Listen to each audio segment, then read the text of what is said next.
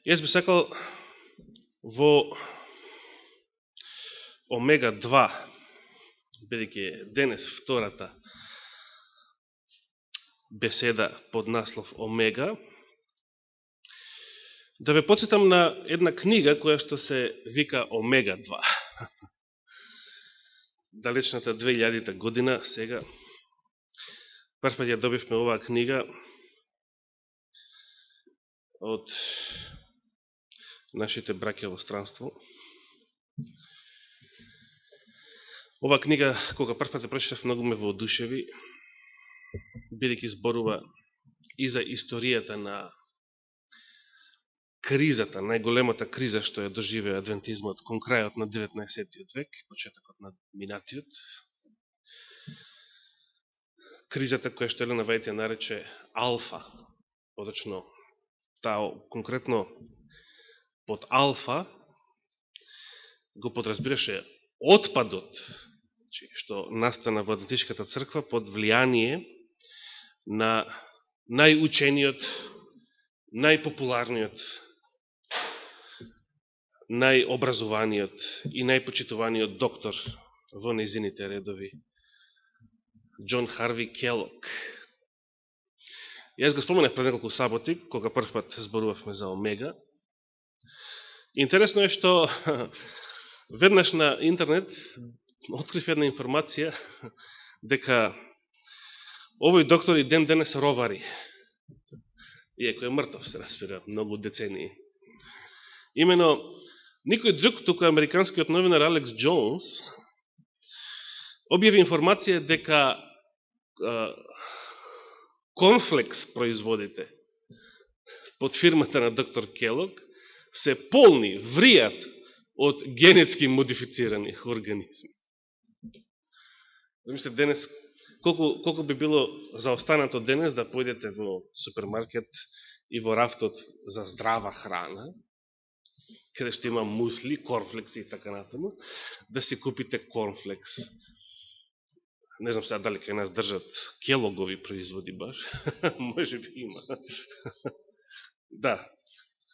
Полни со генетски модифицирани организми.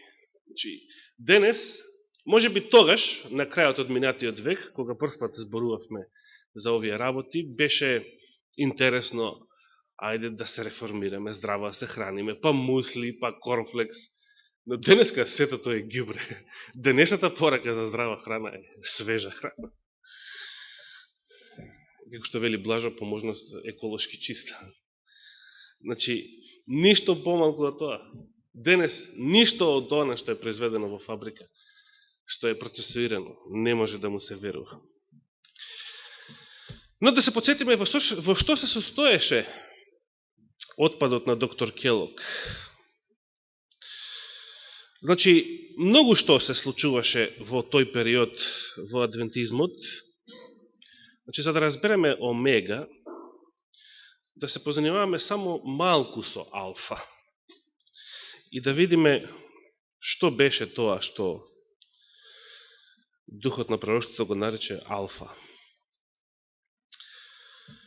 Би сакал на самиот почеток да прочитам некои цитати, поточно да ги повторам, некои ќе ги повторам некои од нив, а некои за прв пат ќе ги прочитам. Најнапред имаме еден познат текст во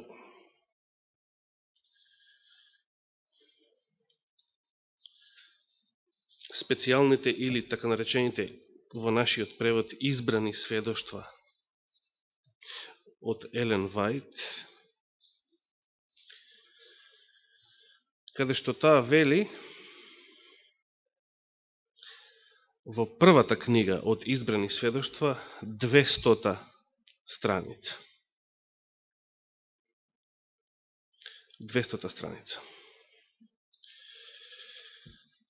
Ги кажува следните зборови. Во книгата Живиот храм, а тоа е книгата на доктор Келок, значи доктор Келок напишал книга под наслов Живиот храм. Тоа било медицинска книга. Книга што зборувала за здравието, за човековото тело и така натаму. Меѓутоа, во таа книга Келок напишал и некои други работи. И сега Елена Вајд вели, во книгата Живиот храм представена ни е алфата од смртоносните ереси. Видите какви страшни зборови. Смртоносни ереси. Дали ереста, лажната наука, е нешто небитно или е смртоносно? Споменав и уште еднаш ќе повторам.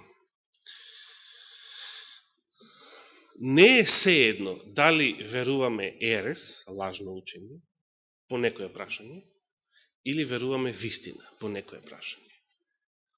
Тука не зборуваме сега конкретно за тоа како живееме, каков ни е животот, животните навики, дали сме конзервативни, либерални, забегани и не знам како поинаку да се опишат состојбите што денес постојат во Адвентистичката црква. Тука зборуваме за доктринални прашања. Што веруваме? Вчера случајно налетав на еден, читајќи Големата борба, налетав на еден пасус кој што вели дека непријателот на душите многу сака да го вметне, да го наметне убедувањето дека не е важно што се верува. Не е важно што треба да верува. Зошто тој сака да го наметне тоа сваќање, дека не е важно што се верува? Затоа што тој знае дека вистината, кога се прифаќа со љубов, ја посветува душата и ја облагородува. Кој е единственото средство со кое што може да бидете посветени во душата? Вистината.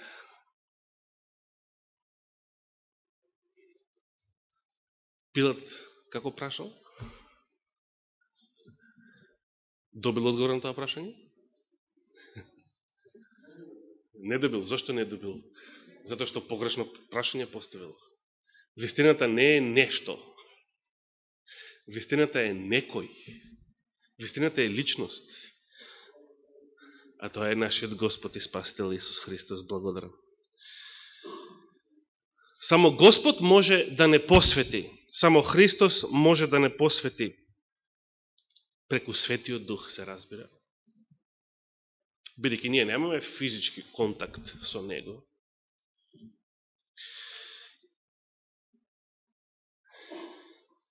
И затоа не е сеедно дали веруваме вистина или лага, заблуда, ерес и така натаму.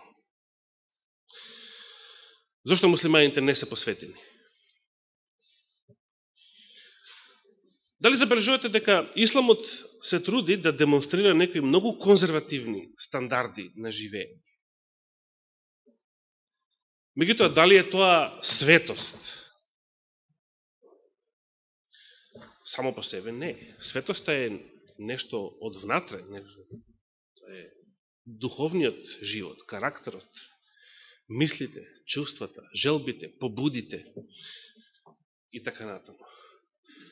Инаку да се облече како нинджа, може и било која блудница на ЦИА, која треба да заврши некоја работа, или блудница некоја од Мосад, која треба да заврши некоја работа во Иран, Ирак, Бејрут, па за да се камуфлира, ќе се облече и таа како нив. Со ова не сакам да ги омаловажам стандардите на здраво, а сепак вкусно облекување, било за мажи, било за жени. Меѓутоа, факт е дека во религиите, некои религии кои што се без Христа, како например во исламот, во јудеизмот и така натаму, дури и конзервативни начала на живот не значат светост. И тоа е јасно, се гледа, тоа е очигледно, не треба да се докажува. Значи, не може фанатизам, омраза, убиства, злосторства да бидат светост.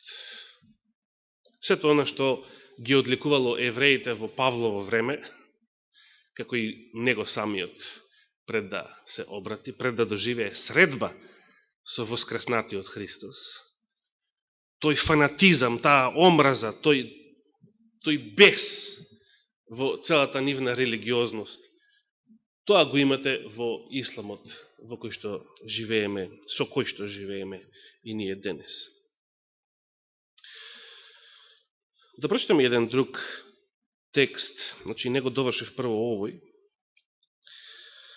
Во книгата Живиот храм ни е представена алфата од смртоносните ереси. Меѓутоа, тоа не е крајот на цитатот, туку вели понатаму, омегата ќе дојде и ќе биде примена од сите оние кои што не сакаат да го послушат предупредувањето што Бог ни го дал. Значи, од кого се ќе биде прифатена последната голема измама, заблуда, ерес, отпад, наречен омега, од сите оние кои што не сакаат, според незините зборови, да го послушаат предупредувањето што Бог ни го дал. Кој е предупредување? Не сакаат да го послушаат. Да го прочитаме предупредувањето. Овој пат во втората книга од избраните сведоштва, 7 поред глава, 39 и 40 страница во оригиналот. Познатиот цитат од пред неколку саботи. Непријателот на душите се потрудил да внесе предпоставка дека во редовите на адвентистите на седмиот ден треба да се случи голема реформација, но дека таа реформација ќе се состои во откажување од доктрините, кои што представуваат столбови на нашата вера, и влегувајки во процес на реорганизација. Интересно. Понатаму таа вели, ако се случи ваква реформација, што ќе биде нејзиниот резултат? Принципите на вистината кои што Бог во својата мудрост и ги дал на црквата на остатокот, ќе бидат отфрлени. Страшно нешто. Дали е ова предупредување? Принципите на вистината. Знаете, тука значи не се удира на нашиот живот, навики, облекување, да не речам исхрана и така натаму. Принципите на вистината се удира, се мисли конкретно на доктринални поими. Што е тоа што се верува? Принципите на вистината што Бог во својата мудрост ги дал на црквата на остатокот ќе бидат отфрлени. Следната реченица. Нашата религија ќе биде променета. Се случило вакво нешто со адвентизмот? Брат Васко, шо мислиш ти? Во адвентизмот се случило ли од нејзино време до денес вакво нешто? Нашата религија ќе биде променета. Ова следната реченица, третата поред, која што сега ќе ја прочитам, е за мене најважна за целото ова наше проучување. Јас често пати ќе ја повторувам само оваа реченица, а не целиот цитат. Фундаменталните принципи, вели изворниот текст, или на македонски основните начала, кои што го подпирале или го одржувале ова дело во последните 50 години, значи од времето кога е напишан цитатот, ќе бидат сметани за ерес. Значи, ќе дојде време, велил Наваид, кога самата адвентистичка црква ќе ги смета за ерес фундаменталните принципи или основните начала кои што го одржувале ова дело во последните 50 години до почетокот на минатиот век, значи времето кога Елена Вајд го напишала овој цитат. Се случило вакво нешто во Адвентичката црква? Дали нешто што Адвентичката црква официјално го верувала,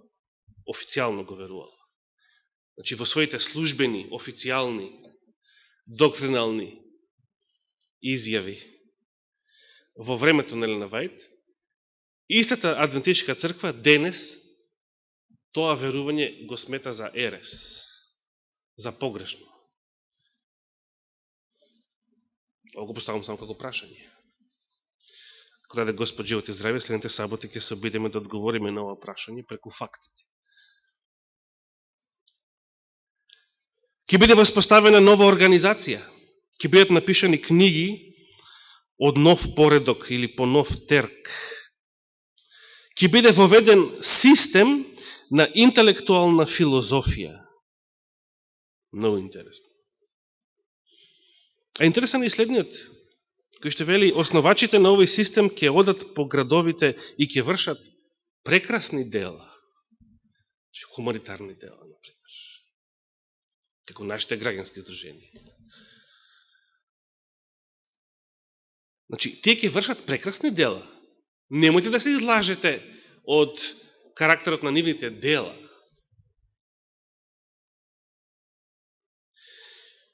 Но сепак, нивното учење, организацијата која што стои позади тие дела, дали е тоа Адра, дали е тоа здравствено дело, дали е тоа било кое хуманитарно дело, организацијата што стои позади, таа нова организација, ќе проповеда ерес. Саботата се разбира, ова го кажува како да е некој, како да е нешто за оваа тема споредно, но колку да не се заборави, саботата се разбира, ќе биде омаловажена, но исто така и оној Бог кој што ја создал, значи незиниот Творец. А ова е многу пострашно. Зато што реков пред 2 саботи, Господ е поголем и од храмот, и од саботата, и од Соломон, и од Елена Вајд. Од се. Он е најбитен, он е најважен, он е најголем. Ако него го омаловажиме, ништо друго не вреди. Со ништо друго не можеме ниту да живееме, ниту да се спасуваме.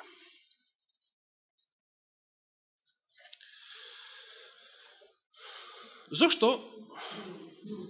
Многу чудно, во врска со овие паралели што ги прави со тоа време, пред повеќе од 100 години, и последното време кое што го најавува пророчки, Елена Вајд ги употребува овие букви алфа и омега. Значи, ние знаеме дека алфа и омега се употребени од самиот Господ во Библијата, кога вели јас сум алфа и омега. Зошто вели јас сум алфа и омега? Јас сум почетокот и крајот, свршетокот.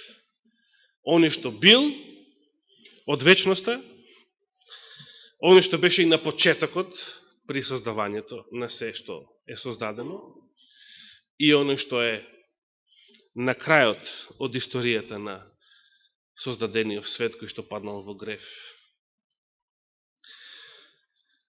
И Господовото доагање ќе го означи крајот, и неговиот суд ќе го означи крајот на овој грешен свет, како што неговото создавање го означи почетокот на истиот свет.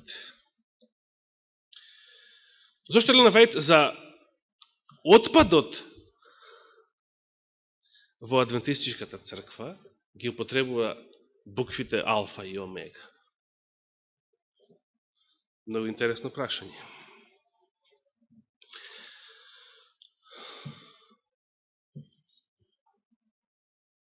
Добро, алфа и омега значи што символизираат? Почеток и крај. Зошто кризата во неизино време е наречена Алфа. Бидејќи тоа беше првиот голем отпад и првата страшна криза, која што зеде многу жртви инаку. Многу доктори, медицински сестри, проповедници, теолози отпаднаа во тоа време и ја напуштија Адвентичката црква. Според зборовите на еден од тие што ја напуштија, првиот меѓу големи тогашните проповедници, Дадли Канрайт, ако сте чуле за него, тогашната криза, тој во една своја книга ја има опишано со зборовите опустошувачки или опустошителен циклон. Значи, тогашната криза во адвентизмот е споредена со циклон. И ова не е само символика, фигуративно, бидејќи адвентизмот токму тогаш доживеа и буквално две големи трагедии. Пожарот што ја изгори до темел првата Келогова болница во Батл Крик и потоа сличен пожар, печатницата, која што и неслучено тој пожар се случил, откако била печатена неговата книга Живиот храм, како што вели самата таа, полна со смртоносни ереси. Што учел Келог во својата книга што било смртоносна ерес? Некои тоа го нарекуваат пантеизам, некои тоа го нарекуваат панентеизам и така натаму, при што ваквите формални имења воопшто не се важни, ако не разбереме што е тоа во суштина. И денеска многу луѓе се плеткаат, па дали треба да веруваме во тројство, па дали не треба да веруваме во тројство, и се жонглира, се употребува зборот тројство, а малку кој разбира што значи тоа. Што значи тројство? Пример, кога прашам, верувате во тројство? Без оглед каков е вашиот одговор, многу побитно е прашањето, а што значи тоа? Знаете ли што е тоа? Каква е таа доктрина, каков е тој концепт тројство како прво, за да верувате во него, или за да не верувате во него? Значи, прво треба да разбереме што е тоа, а самата етикета, тројство ли, оваков изам, онаков изам, што значи тоа? Излезете денеска во Скопје, каде што теолозите на МПЦ не знаат дека постои Стар Завет, односно да се коригирам според зборовите на еден наш пријател синоќа, студенти по богословија на МПЦ не знаат дека постои Стар Завет. Замислете, тоа не е ништо чудно, МПЦ и се е можно, но ако е такво нивото на православната богословија на МПЦ во Скопје, не треба да зборуваме колкаво е верското образование на скопјаните и поточно, и на македонскиот народ воопшто, дури и во денешно време. Страшно. И ако излезете надвор на улица и на некој му кажете дека сте адвентист или адвентизам, што сте му кажале? Едно ништо. Како прво, големи се шансите да ве разберат погрешно. Значи да помислат дека сте рекле авантурист. Дека сте рекле нешто друго. Или, обично, да имаше една друга, се сеќавам вака од контакти со луѓе, адвентист, има една позитивна така заблуда. Значи тоа има врска нешто со адвантич, нешто напредни, значи прогресивни. Се едно, без оглед како ќе ве разберат луѓето, ќе ве разберат погрешно, бидејќи не знаат што значи тоа. Нема од веднаш да ве разберат дека тоа значи некој што верува во второто Христово доаѓање, во адвентот и така натаму. Значи, не се битни самите етикети, ако не знаеме што се подразбира под нив. И денеска многу верници, кои што го напаѓаат тројството, тројство, а како што забележувам од самите дискусии, и оние што го напаѓаат, а и мнозина што го бранат, не знаат што е тоа. Односно, не знаат што бранат и што напаѓаат. Затоа треба да ги разбереме во суштина работите, а не по форма. Само по форма тоа ништо не значи.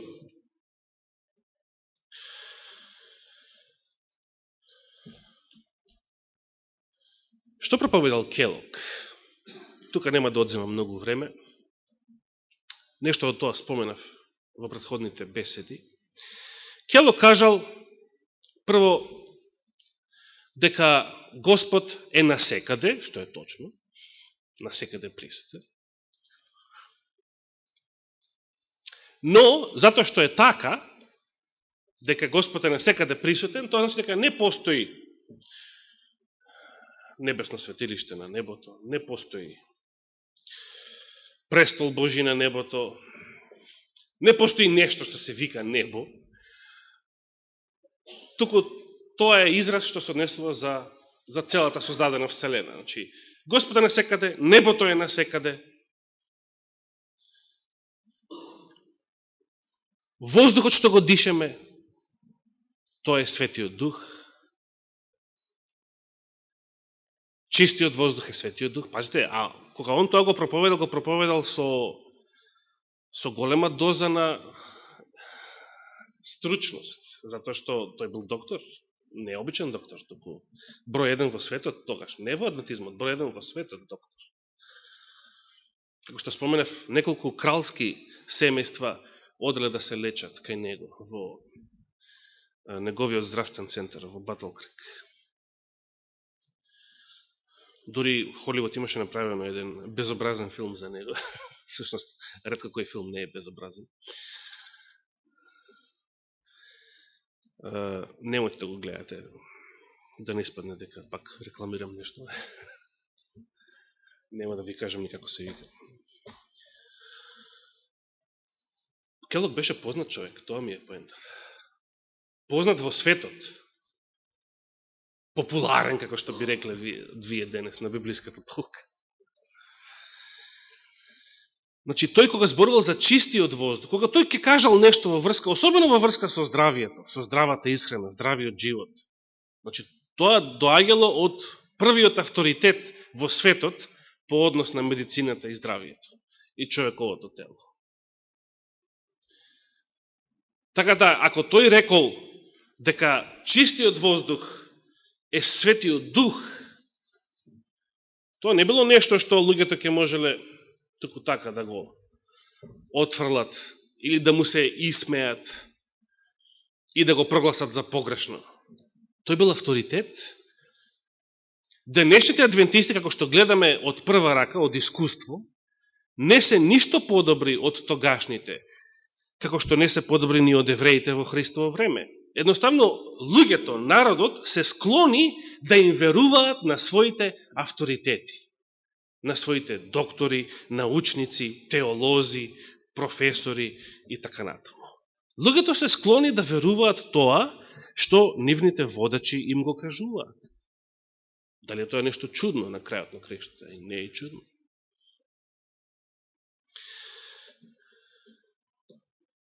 Келог велел дека сончевата светлина е Божјата слава, шехина. Многу бедно, навистина.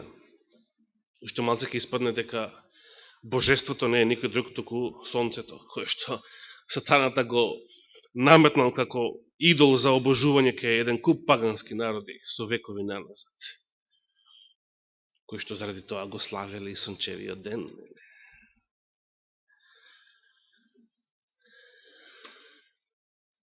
Значи, Келог зборувал некои работи, кои што не е битно како ќе ги наречеме. Некој велат дали било тоа пантеизам, дали било панентеизам, тоа е некој понов израз. Но зборувал работи кои што го омаловажувале божеството, затоа што ја омаловажиле неговата суштина. што е Бог по својата божествена природа, по својата суштина, значи. Кога прашав кој е Бог, после на прашање кој е председателот на Русија, на прашањето кој е, одговараме со име. Зошто? Затоа што прашањето кој е подразбира личност, бараме личност. Кој е? Било што. Но на прашањето што е Бог, тоа прашање што подразбира суштина. Тоа е многу битно за да го разбереме. И сега ќе завршиме со библиски текстови. Дори не стигнав да ги прочитам сите цитати што мислев денес да ги прочитам од Духот на пророштвото, но не е битно, имаме многу саботи пред нас до нова година.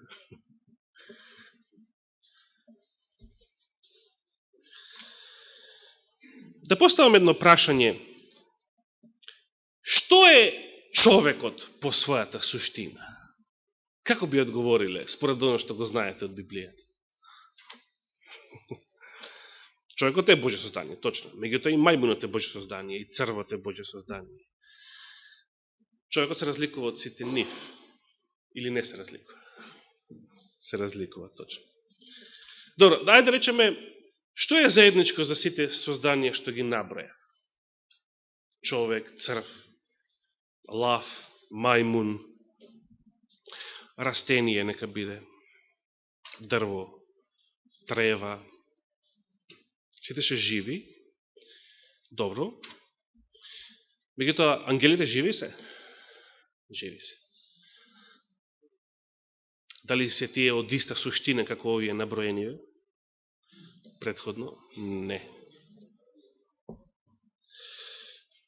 Се сеќавате што му рекол на Господ на Адама откако сгрешил, кога му е навестил смртта, му рекол дека ти, Адаме, си нешто. Значи, му вели на човекот што е тој самиот по својата суштина. Прав, точно. Ти, човеку, значи Адаме, ако речеме Адаме, се однесува на личноста на првиот човек. Но ако речеме човеку, тој се однесува и за сите негови потомци, за целото човештво. Ти, човеку, по својата суштина си прав. И во прав ќе се вратиш. Ете се, ово е многу битно. Што е човекот по својата суштина? Материја. По својата суштина. Значи, човекот е создаден и физичкиот свет е создаден, значи, како таков, материјален, затоа што Господ одредил така да постои, така да функционира физичкиот свет, како материјален свет. Не може да постои човек без телото, без материјата. Ако не ја сватиме суштината на човечкото битие, ќе завршиме во верувањето на бесмртност на душата. Поточно на вродената бесмртност на душата. Дејќи бесмртност на душата постои, но тоа е условната бесмртност на душата. Постои душа, постои дух, постои нашиот личностен софтвер, како што јас милувам да кажам, со современа терминологија.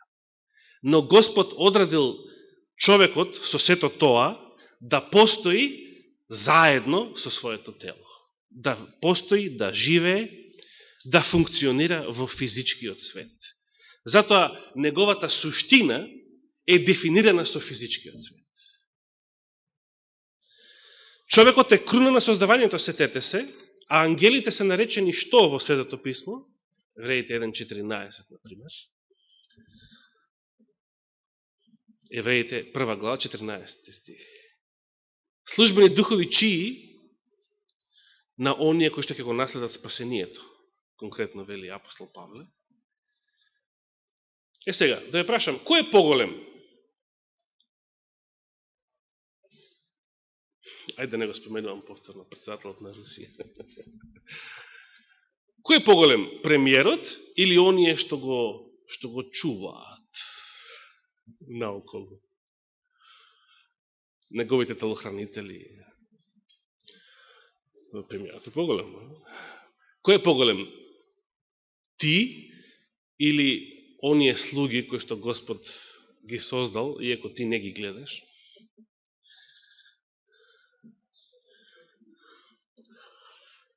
Оние слуги што се одредени од Господ да ти служат, да те чуваат.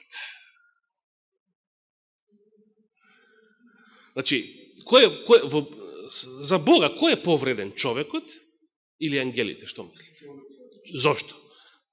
Зошто човекот е наречен круната на создавањето? Човекот е направен според Божиот лик, ни кажува Светото Писмо. Тоа е многу интересна информација. Зошто зарем ангелите не се направени според неговиот лик? Што е тоа што им фали на ангелите, за да бидат и они според неговиот лик, а што човекот го има? Ево, во овие прашања нема да добиете вака на тацна одговор, само ги поставив за размислување. Но, одговорот на овие прашања ќе се открива како што ќе завлеземе малку во проучувањето на доктрината за Бог. Се надевам веќе од следната сабота натаму. Човекот во суштина е прав, материја. Дори пророкот Исаија вели сува трева. Нешто што гние. Кога човекот бил создаван, создателот што прво правил? Прав. Така да се изразиме. Значи, постапил како грнчар. И затоа во Еремија самиот Господ себе се нарекува грнчар на целиот дом Израелов. Значи, суштината на нашиот живот е материјална. Дури и нашиот дух, значи нашиот софтвер, пример кога сонуваме, или кога некој пророк има визија, било во сон или најаве, тој и тие нефизички, например духовни реалности, например кога има визија, да речеме, за небесните суштества, за ангелите, ги доживува материјално. Например, кога Јаков се борел со ангелот Господов, а знаеме кој е тој. Ако не знаете, проучете. Што чувствувал Јаков? Дека се бори со некој ветар? Магла? Не. Тој чувствувал материјално како човек пред себе. Да, че буквално имал работа со некој човек, војник, да речем. Непознат, странец, човек. Елена Вајд, кога го опишува Луцифер во раните списи, вели, за разлика од времето кога бил свет, безгрешен ангел, сега неговите мускули се омалаксани. Зошто за ангелите зборува како за мускулести суштества? За материјални суштества. Имат мускули ангелите? Може би да си ги замислиме онака во нека билдерска.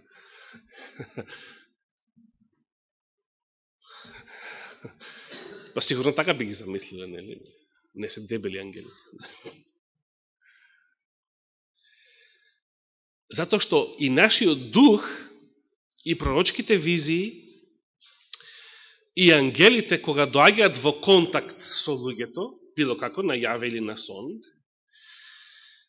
човекот ги доживува материјално. Не може поинаку.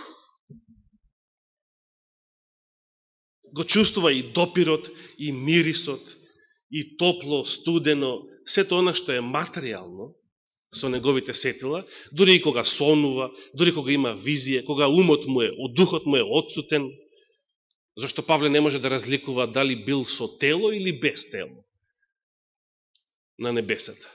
Затоа што така функционира нашиот ум. Виртуалната реалност ако ние имаме визија дека се наоѓаме на друго место во овој момент, например во Зелениково, каде што бевме со Блажо во неделата и со Емил, ако јас со моето тело сум тука, а имам визија дека се наоѓам во Зелениково, јас ќе ја чувствувам и тревата, и чистиот воздух, и калта, како да сум физички таму. Така функционира нашиот ум. Не може поинако. И ако станувате како некои ведави, ќе го чувствувате тој допир како да ведави нешто. Иако тоа во физичката реалност не е така. А што е Бог по својата суштина? Ова беше лесно прашање. Библијата кажува такво нешто. Добро, Бог е љубов. Што тоа е љубов? По својата суштина, значи природата Божја, Бог е дух. И со оваа тема ќе се занимаваме малку по-детално наредните саботи, но на крај би сакал да завршам само со уште еден стих за денес. Евангелие според Јован, нема бегање од него, 4 глава. Оној прекрасен разговор помеѓу семокниот Господ, светиот Господ и една блудница надвор од израелскиот народ. Се восхитувам колку многу теологија, на која висина, на кој ниво е разговорот што Господ го водел со една паганска блудница. Колку многу теологија има во тој разговор. Можете ли денес да разговарате со блудница на ваков начин? Многу интересно. На какво интелектуално ниво се наоѓа некоја блудница? Дали воопшто можете денес да разговарате со било кој обичен човек, да речеме некој неверник надвор, атеист, на вакви теми?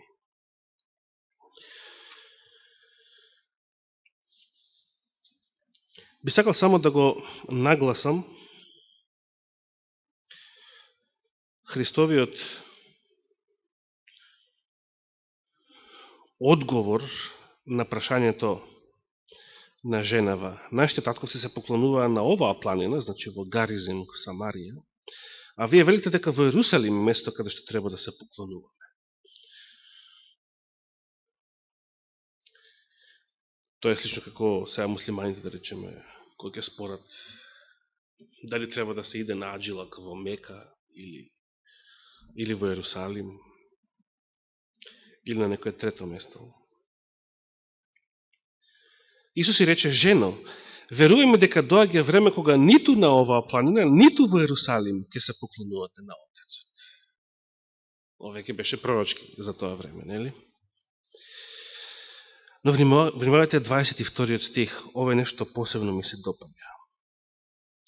Вие, че самарјаните, вие му се поклонувате на она што не го знаете. А ние, кого мисли Исус под ние? Евреите. Ние, евреите, се поклонуваме на она што го знаеме. Зашто спасението е од евреите. Интересно. Внимавајте што Исус не рекол. Исус не рекол: вие самарјаните му се поклонувате на оној кого не го знае. А ние евреите му се поклонуваме на оној кого го познаваме. Не рекол тоа. Самарјаните знаеле кој е единствениот вистински Бог. Меѓутоа самарјаните не знаеле што е единствениот вистински Бог. Не ја знаеле неговата суштина. Затоа Исус вели: вие му се поклонувате на она што не го знаете. А ние, евреите, му се поклонуваме на она што го знаеме. Зошто што, а не кој? Затоа што сега овој разговор се однесува на тоа што е Бог по својата суштина. Значи, што е, не кој е, што е Бог. И затоа, дори во 23 и 24 стих вели, но иде време и веќе дошло, кога вистинските поклоници ќе му се поклонуваат на Отецот со дух и вистина, а не е битно каде, материја, простор и така натаму, место. Зашто Отецот сака такви да бидат оние кои му се поклонуваат. Какви? Со дух и со вистина. Зошто? 24 стих. Бог е дух. И оние што му се поклонуваат, треба да се поклонуваат со дух и со вистина. Ако е Бог дух по својата природа, по својата суштина, тогаш на кој начин ние, како материјални, телесни суштества, можеме да имаме контакт и комуникација со него? Интересно прашање, не? Преку дух?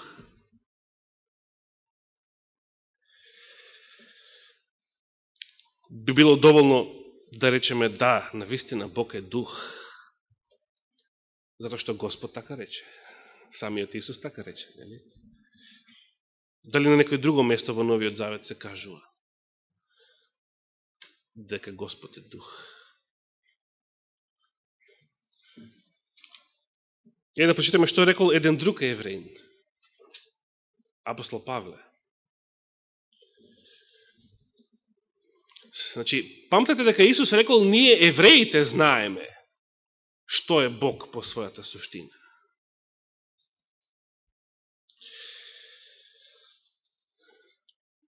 Еве еден друг евреин да видиме што рекол на оваа тема. И со него ќе завршиме за денес.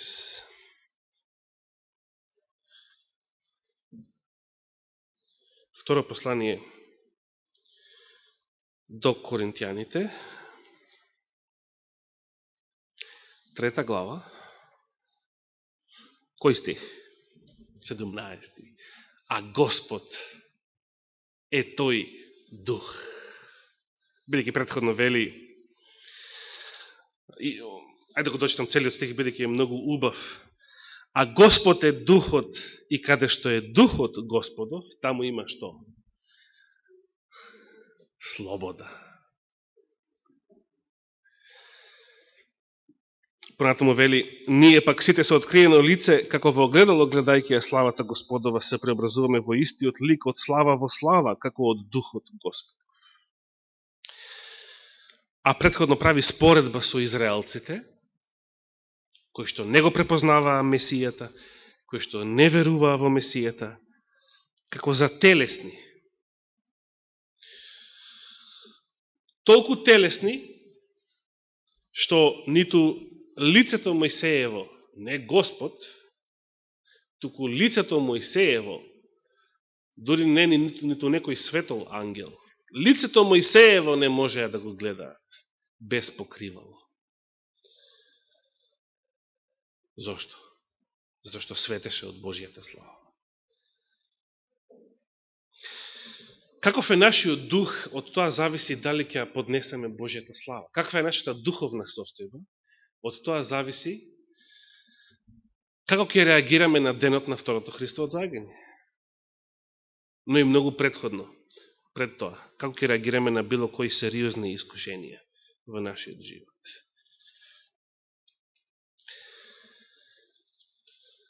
Нашето тело може да биде исто, и вака и онака. Нашите интелектуални, физички способности може да бидат исти, но само од нашата духовна состојба зависи дали ја поднесуваме Божијата слава, неговото друштво, неговиот дух, неговите ангели, така да речем.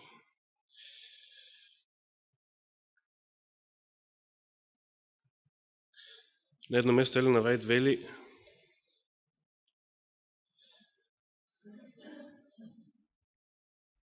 дека во последното време а тоа според оно што го гледаме и слушаме ден денес, за жал веќе се остварува. Во последните денови последната голема измама на сатаната ќе биде да се обезвредни сведоштвото на Божиот дух. И понатаму вели, ќе постои страшна омраза распалена против сведоштвата, која што е сатанска, или бесовска омраза. Против сведоштвата на Божиот дух. Зошто мнозина ќе ја прифатат омега? Затоа што не сакаат да го послушаат предупредувањето што Господ го дал.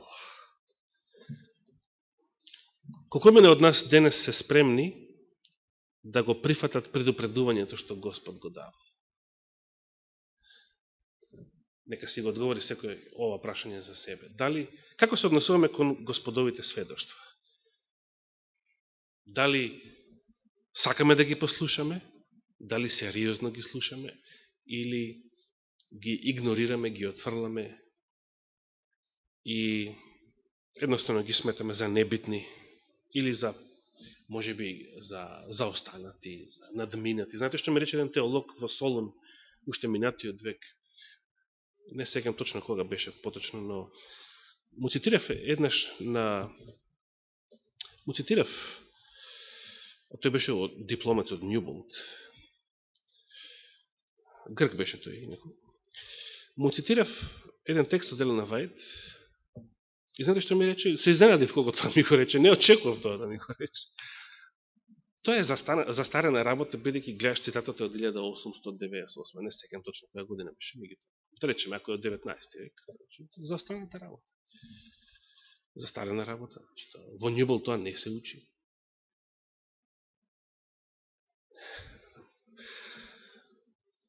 Не знам што се учи во Ньюболт, меѓутоа знам дека еден теолог, магистер по теологија, овде во Македонија, во една местна црква адвентистичка овде во Македонија, јавно на богослужение упати молитва на Аллах, обраќајќи му се на Аллах. Ова е факт.